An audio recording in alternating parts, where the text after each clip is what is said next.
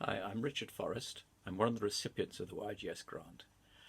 I got into earth science by a very long and rather roundabout route. I collected fossils as a child. I got quite keen in my late teens and early 20s when I used to go down to Charmouth and Lyme Regis with friends, and we collected a number of things. I was even there when they found a dinosaur near Kimmeridge.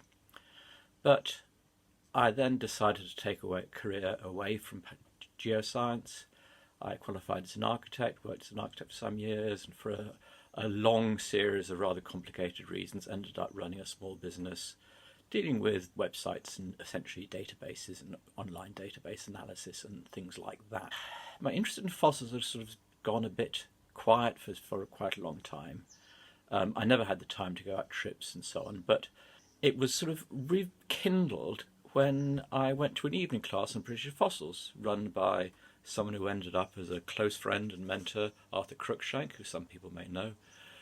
Arthur unfortunately died a few years ago, but he was a great friend, a great mentor, and over the period of a number of years took me from someone with just an ordinary interest and a little bit of knowledge into someone with probably quite a detailed knowledge of plesiosaurs, the particular group he was interested in at the time.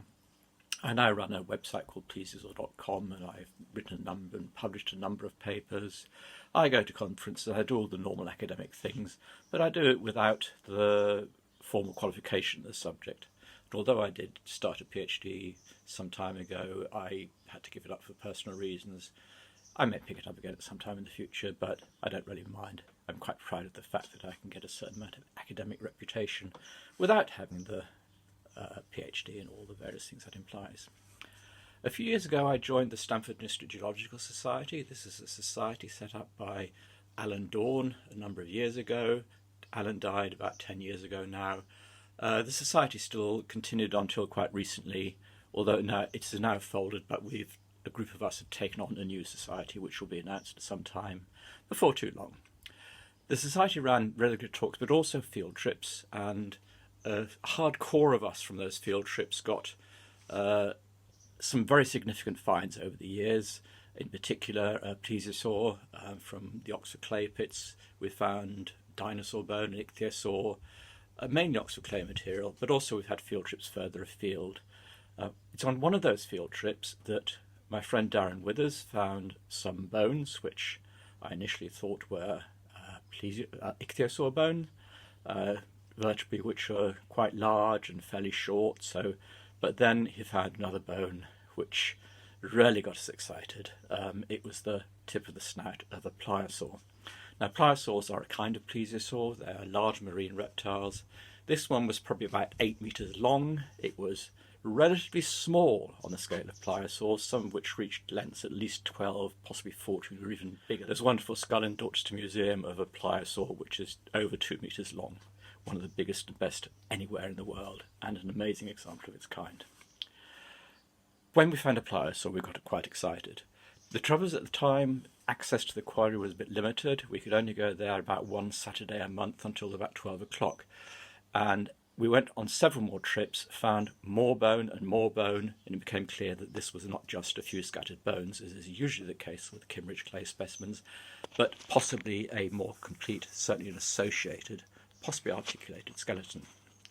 We were very fortunate in that the quarry operators and mineral rights owners were very cooperative, and they allowed us into the pit during working times, which is very unusual, and even lent us a digger for 2 days, and a driver, I have to say. I'd love to have had the chance to drive it myself, but never mind. Which helped us remove some of the overburden over the find and saved us literally months of work.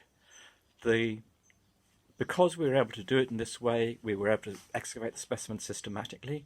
It turns out to be a moderately complete skeleton, which even so is an extremely rare find. Pliosaurs, being top predators, are at the top of the food chain, and therefore there aren't as many of them as there are of animals further down the food chain. So we were able to do systematic excavation, record location of each bone, photograph everything in situ, make a detailed record, so we have a layout plan of all the bones that are lying on the seafloor, and this gives us a vast amount of scientific information.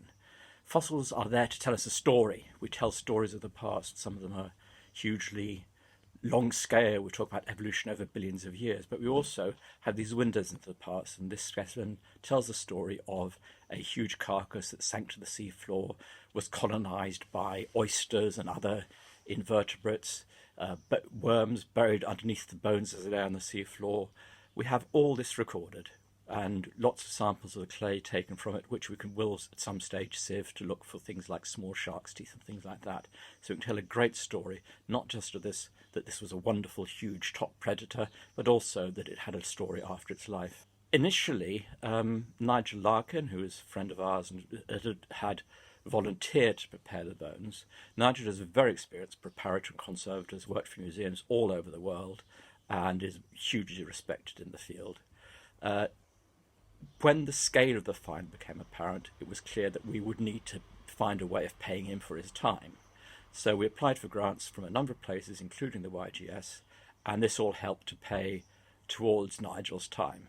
To be frank, Nigel would have probably done it for free because it's such a wonderful specimen, but we felt it was a little unfair as he actually makes his living from doing this sort of stuff. So we applied for a YGS grant, and they were gave it to us, and we were very, very grateful for that. The scientific outcome of this will be quite important. Pliosaur skeletons, as I've said previously, are rare in any case, and this will give us a great opportunity to see parts of the anatomy which aren't normally preserved, and to possibly get a better idea about especially the postcranial anatomy of pliosaurs, which, to be frank, in the past has relied on an awful lot of hand waving and interpolation and not very good specimens. So that's where we are now.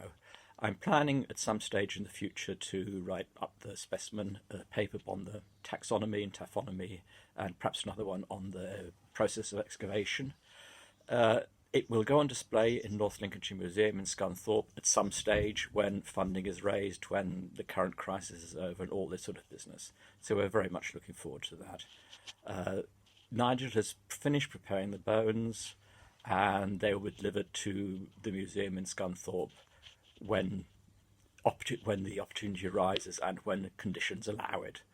It's a bit frustrating not to be able to get on working on it straight away, but that's the way things are at the moment.